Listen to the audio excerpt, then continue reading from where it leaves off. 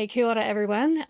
So good to be here today, and I am loving this series on real theology. How cool it is to be able to take movies that we watch and apply it to our lives practically, and not in a way that replaces scripture by all means, but just in a way that helps us to kind of explore our faith. And sometimes I feel like I need to have things that give my thoughts and emotions kind of a picture, and so that's what I feel like real theology does. I feel like it's this whole episode of just being able to put our feelings and our thoughts and our things that we can't get out um, into something that we can practically take away and a visual. And I'm such a visual person.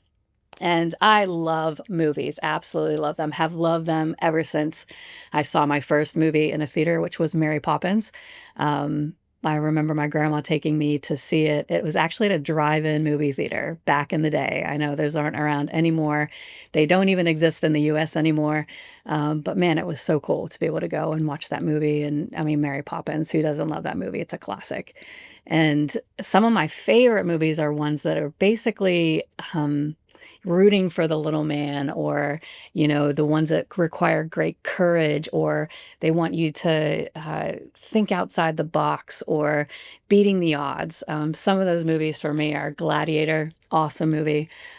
Jaws, I mean, come on, what talk about beating like the big bad shark in the ocean. Such a great movie. And the other one that I really love is a movie that gets me every single time. I mean, weeping tears. And that movie is Hacksaw Ridge. And basically, in Hacksaw Ridge, it's this story about this soldier who doesn't carry a weapon because of his faith. He doesn't want to carry a weapon. He's a medical surgeon, and he goes into the fields of these real hard out battles. And there's this one point in the film where he's going back and he's just picking up these soldiers that have been shot, and he's carrying them out one by one. And he says this quote that just wrecks me. He says, "Lord, just one more." And talking about how he just wants the strength and the courage to go back and get one more soldier and rescue them and bring them to safety. And man, I'm even getting teared up now thinking about that movie and how impactful it is. And the movie that I want to talk to you today about is another movie like that, another movie that just grips my heart and soul, and a story about a guy named Dietrich Bonhoeffer, who was a person who stood on his moral convictions and didn't let society or what was normal around him dictate his love for Jesus Christ and his love for people. And that's the movie that I get to discuss with you today. And he talks about this true discipleship, not a theoretical discipleship. He talks about discipleship that costs us something. And Dietrich Bonhoeffer was one of those guys who risked it all, literally, to save people's lives and to preach what it is to be a true Christian, a true disciple, a true follower of Christ Jesus. And he's an excellent example and role model for us today. The movie explores courage under pressure, faith in the face of evil, and the danger of a silent church. All things that I think are so applicable for today and for us as Christians living in a world that is sometimes feels like pure chaos. And the question I want to ask you today, and what I want you to go into this message thinking about, is what does faith cost us? Really? What does our faith cost us? The movie, there's a scene where Bonhoeffer is preaching early in the film, and he is ignited by this desire. I mean, he just basically goes into the church and challenges them with such an amazing challenge that it just something that he loses a lot of friends because of. There are people in the church that day who were being silent in the face of evil when Adolf Hitler was persecuting Jews and killing people and forcing that imposition into the church. And Bonhoeffer sits through this sermon where one of the bishops is basically saying that we need to give our devotion to Hitler, not to Jesus. And this infuriates Bonhoeffer. And so he gets the opportunity to preach, and he gets up and he he basically um, makes a lot of people really mad. And we draw back to a time when, Jesus also made a lot of people really mad, or he would say stuff that would just be kind of countercultural. And one of those verses is in Luke 9, verse 23. Jesus says to the crowd, "If anyone wants to be my follower, you must give up your own way, take up your cross daily, and follow me." Bonhoeffer, when he's preaching, he preaches a sermon that talks about the cost of cheap grace and the cost, what costly grace is. And he says this quote. He says, "Cheap grace is the preaching of forgiveness without requiring repentance. It's baptism without church discipline. It's communion without confession, absolution without personal confession. Cheap grace is grace without discipleship, grace without the cross, grace without Jesus Christ, living and incarnate. Costly grace is costly because it calls us to follow, and it's grace because it calls us to follow Jesus Christ. It is costly because it costs a man his life, and it is grace because it gives a man the only true life. It is costly because it condemns sin, and grace because it justifies the sinner. Above all, it is costly because it costs God the life of his Son, and what has cost God much cannot be cheap for us." What an incredible quote by Bonhoeffer. Both Luke 9:23 and Bonhoeffer emphasize that discipleship costs a person their life, but it's grace because it grants us true life. Let that sink in for a second. It might cost us our life. It might cost us our worldly desires and these things that the world says are so amazing and so good, but actually grants us true life. People search through every way of finding happiness and love, but really, grace is Jesus Christ, who is love and is peace and is good. And that's what Bonhoeffer and Jesus are talking about. And Bonhoeffer's life illustrated a daily sacrifice. He had said once in a quote, he said that his final martyrdom was the culmination of thousands of smaller daily decisions to follow Christ regardless of the cost. When he was in prison for his faith, he reflected on the fact that it was choosing daily to follow Christ. It wasn't this big one-off thing of what he did to try to stop Hitler. It was choosing daily to follow Christ. And that's, I think, so poignant for us as well, to really choose daily to follow Christ, regardless of what it costs us. Comfortable Christianity costs very little. And I think crisis really reveals what we truly believe. When we go through something hard, it's crisis that really amplifies our love for Christ and how we handle crisis. And I also believe that faith that never costs us anything rarely changes anything. Faith that never costs us anything rarely changes anything. Bonhoeffer then, in the movie later on, he goes to England to try to convince the English church that there's a problem in Germany. And here's the thing. And I think what the movie for me did was it highlighted the fact that what was going on in Germany was going on for a while before the world was made aware of it. And so there was these concentration camps and the people with gold stars on them that signified that they were Jewish, and all of these things being done in the dark and just within the confines of Germany, and nobody else knew about it. So when Bonhoeffer goes to the English church, he confronts them about what's going on. And, classic, we sometimes as Christians think, well, that's an over there problem. That's not a here problem. And that's basically what the English church said to Bonhoeffer when he was trying to explain to them how the atrocities that were happening. The church basically said to them, well, that's a German problem, not an international problem. But it was, in fact, an international problem. And another vicar at the time said, we as Christians should be peaceful. And Bonhoeffer replies, do you mean silent?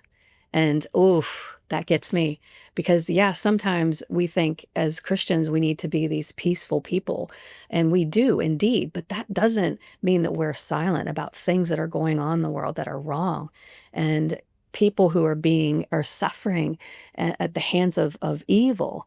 We have to speak up about it. In my job, I work for a nonprofit organization called Barnabas Aid, where we help the persecuted church. We come alongside and we're the voice for those who are persecuted because of their faith, simply because they love Jesus. And oftentimes we see in the news little snippets of what's going on. Right now, you're seeing a lot of what's going on in Nigeria and how Christians are being killed by the dozens, by the thousands. So many Christians are being killed that they have to bury them in a mass grave. And all because of their faith, all because of their love for Jesus Christ. That's the only reason. And so sometimes we hear these things, but there are so many stories of persecution happening today that we don't hear about. We don't hear about what's going on in Myanmar and how Christians are being forced from their homes. We don't hear about what's going on in Uzbekistan or Kyrgyzstan or all of these places, India, where persecution is at an all-time high. Me as a Christian, regardless of whether or not I worked for Barnabas Aid or not, my I need to not be silent. I need to not sit by and go, oh, that's an over there problem, not a here problem.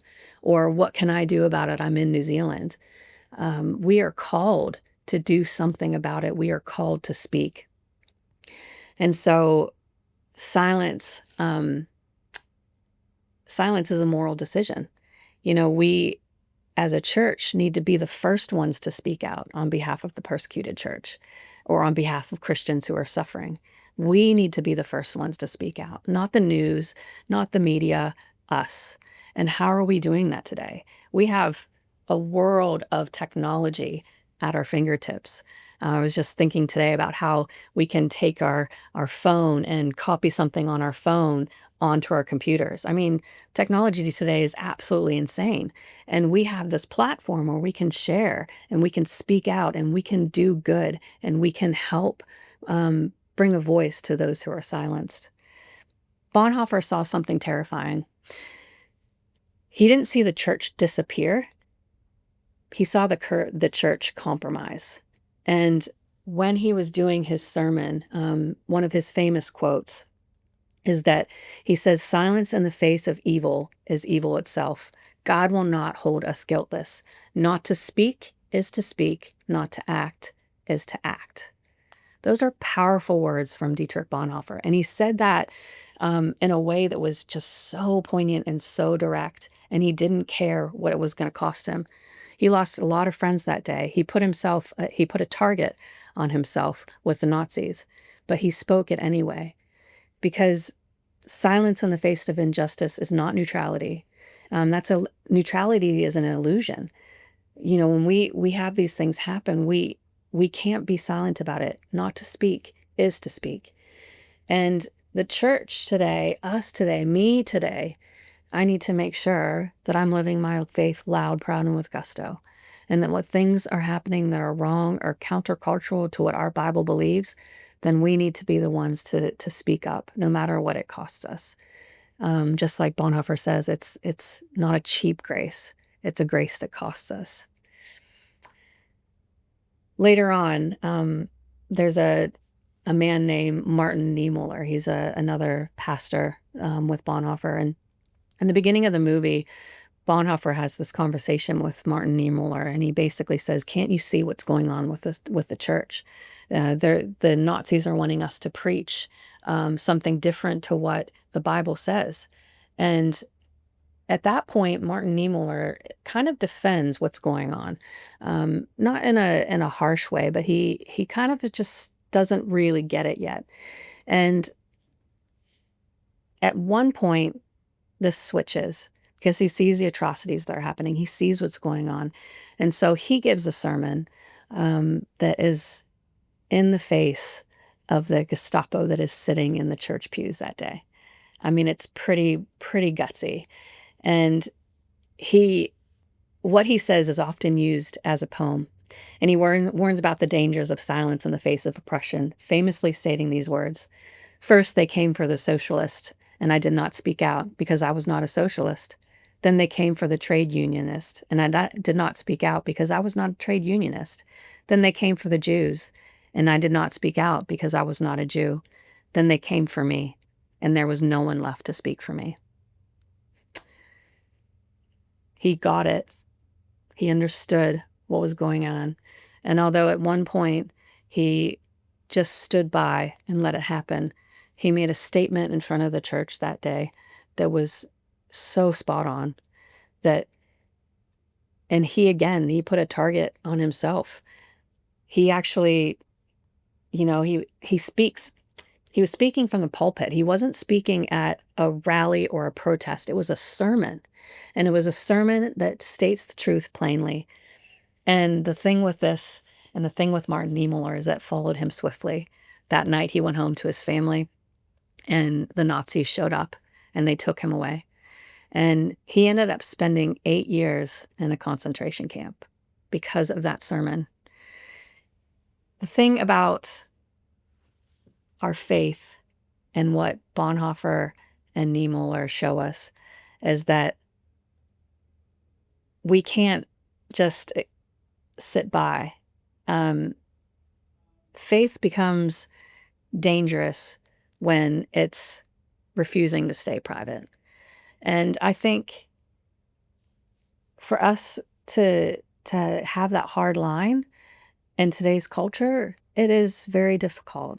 And I'm not making that trite. It is difficult to be a Christian today. In New Zealand, we live in a very secular culture. We live in a culture that a lot of what happens is contrary to what our Bible says and what we read when we read the scriptures. And in Acts chapter 5, verse 29, I love this because Peter comes up against the Sadducees of that day. And they had basically, in the verse before that, said, look, we told you not to speak about Jesus Christ. And they're so angry and they want to put Peter and the apostles in prison. But Peter says this, we must obey God rather than any human authority. I mean, that's the kind of courage that movies are made of, right? I mean, that's the kind of stuff that we watch and we go, yeah, stand up for Jesus. That's amazing. And when everybody else was telling Peter and the apostles to shut up, they didn't. They refused. They basically said, you can do whatever you want to us because grace cost us something. What Jesus did on the cross, it was worth something, and our lives are going to live that out. And so, no, they weren't going to back down. They weren't going to stop talking about Jesus. They weren't going to stop leading people to truth and life. They were much rather spend their time in prison than to ever deny Jesus. We must obey God rather than men. The danger of that day wasn't that the Nazis shut the church down. They didn't. They made some changes. I mean, they took out crosses and from churches and replaced them with swastikas. But they didn't shut the church down. They just wanted the church to fall in line. And how are we today? How are we being forced by our culture around us to fall in line? Because it's happening. And like I said before, faith becomes dangerous when it refuses to stay private. Niemöller talked a lot about this. In the movie, it shows right before the Nazis come, his wife says to him, you talk about this a lot in private, and I'm so proud of you for making it public. He finally got to the point where he couldn't sit back anymore. I love thinking about the fact that, we come to church on Sundays and we have this amazing time of worship and some great teaching. This Real Theology series has been so good and so many good things have come out of it. But what's preached on a Sunday is tested on a Monday. Do you know what I mean? We can't just sit in the pew and, let it sink in and go, oh, that was a great message, and then not expect Monday to challenge us. It should challenge us. When we walk into our schools, when we walk into our workplaces, people should see something different in us, and they should ask us about it. Or when we're challenged with something that we don't believe is right, when we stand up for that, having the courage to do that is massive. What happens and is preached on a Sunday should challenge us and be tested on a Monday. So with Niemöller, he felt that. He went home from that sermon that day and was arrested, and like I said, spent 8 years in a concentration camp. When he stepped down from the pulpit that day, it followed him all the way home. And that's where discipleship gets real. Oftentimes courage isn't loud, it's faithfulness under pressure. So I've got a couple questions for us to think through today. What truths are we hesitant to speak about because of the cost? What truths are we hesitant to speak about because of the cost? Where have we softened the gospel to keep peace? Are we more concerned with acceptance than obedience? I'll read those again. What truths are we hesitant to speak about because of the cost? Where have we softened the gospel to keep the peace? And are we more concerned about acceptance than obedience? Bonhoeffer and Niemöller represent two awakenings. One saw the danger early, and one spoke when silence was no longer possible. And together they show us the fact that courage can be delayed, but it still matters. Maybe you missed an opportunity to talk to a friend at work about Jesus. Maybe you didn't speak out when you should have. The thing about courage is that it can be delayed, but it still matters. We can still make a difference. I have so many regrets in my life about how I should have spoken out or how I should have said something or how this opportunity came my way and I stayed silent because I didn't want to look weird or lose a friend. But I really believe that the grace we talk about, it's a grace that sees those things in our life and gives us opportunities to live out with courage over and over again. We always have opportunities to be courage and bold for Christ, always. And another thing I want to challenge you with is asking for those opportunities, asking for moments when you can be courageous. And I guarantee you that when you ask God for moments to be courageous, He will give them to you, and it will cost you something. But I will tell you, and just like Bonhoeffer and Niemöller did, that it's worth it. It's worth it all. When you ask for that courage and when you live that courage out because of what Christ did for us, it is so worth it. Matthew 16:24-26 says this. Then Jesus said to his disciples, "If any of you wants to be my follower, you must give up your own way, take up your cross, and follow me. If you try to hang on to your life, you will lose it. But if you give up your life for my sake, you will save it. And what do you benefit if you gain the whole world and lose your own soul? Is anything worth more than your soul?" When Bonhoeffer was in prison, he had an opportunity to escape. It was the night before he was going to be hanged because of what he did. And one of the soldiers comes to him and says, "Look, I've got a plan. I can get you out. You can live. You should live." And Bonhoeffer says this to him. He says, "Every act of courage carries a cost." And he was ready that day or the next day to give his life because he knew that what he did, what he stood up for, was worth standing up for. When the Gestapo originally took Bonhoeffer from his home, he asked him this question. He said, how is it that the Christian could be an assassin? And Bonhoeffer says, "It's not only my task to look after the victims of madmen who drive a motor car through a crowded street, but to do all in my power to stop them from driving at all." We have to do everything within our power to stop evil. You know, Bonhoeffer might have lost his freedom, his future, and even his life, but he never lost his faith. Bonhoeffer, another famous quote, he says, when Christ calls a man, he bids him come and die. And that's what those verses are talking about in Matthew 16:24. When Jesus says, "Take up your cross and follow me," he's talking about grace that is going to cost us something and a life that is, it's going to be rough. There was nowhere in the Bible where Jesus says it's going to be easy. But the thing is, so much good and so much hope and so much peace, a peace that passes all understanding, is given to us when we take up our cross and follow Christ. And just like Bonhoeffer, that's the daily choices that we make. It's the daily things that we do that make a difference. When Christ calls a man, he bids him come and die.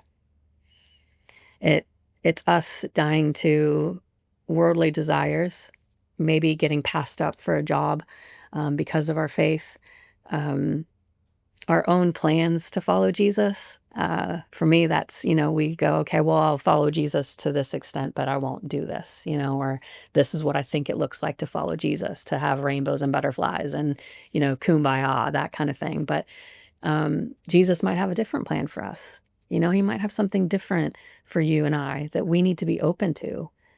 When Christ calls us, he bids us come and die, and it's worth it. So my final questions to you are this. Where has the church become too comfortable? Where have you become too comfortable? Where have I become too comfortable?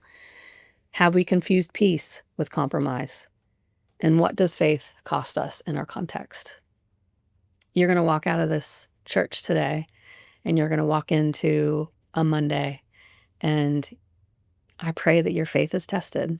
I pray that you have an opportunity to be courageous for Christ. I pray that you have this reminder of the verses we talked about today in Matthew, where it tells us to take up our cross and follow him. And with the persecuted church, many people have that Bonhoeffer level faith. With Christians today, over 300 million Christians are killed for their faith. And it's a real issue and a real problem. It's people who don't have a voice. And we as Christians, we have to have that voice.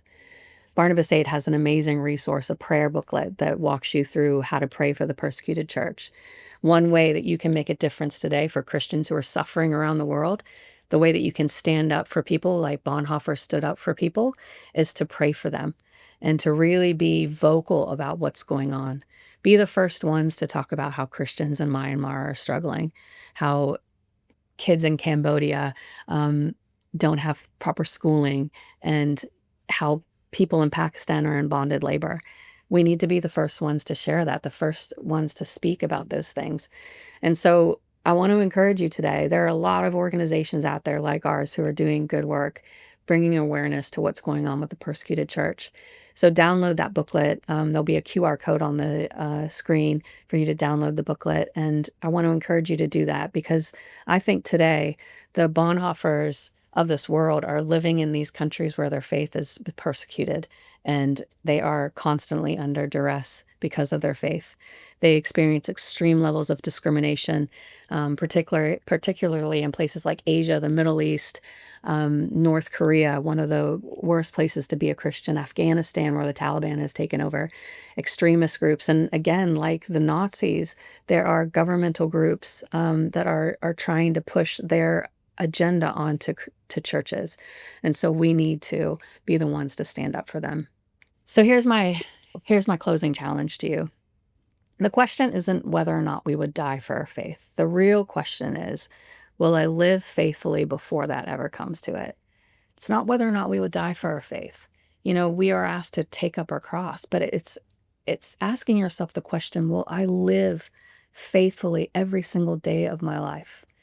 And will I make sure that my life matters in a way that challenges people around me to come to Christ, to come to true faith, and to live for him, because he is everything and he is so worth it. Bonhoeffer gave up everything because of his love for Christ and love for people. And we don't have to do that. We're not going to be in a place, most likely, where we're asked to give up our life. But we are going to be in a place where we're asked to live faithfully for Christ. I want to do that, and I know most of you want to do that. And so Micah 6:8 says this: He has shown you, O mortal, what is good, and what does the Lord require of you? To act justly, to love mercy, and to walk humbly with your God. Let's do that. Let's love mercy and justice and walk humbly with God today.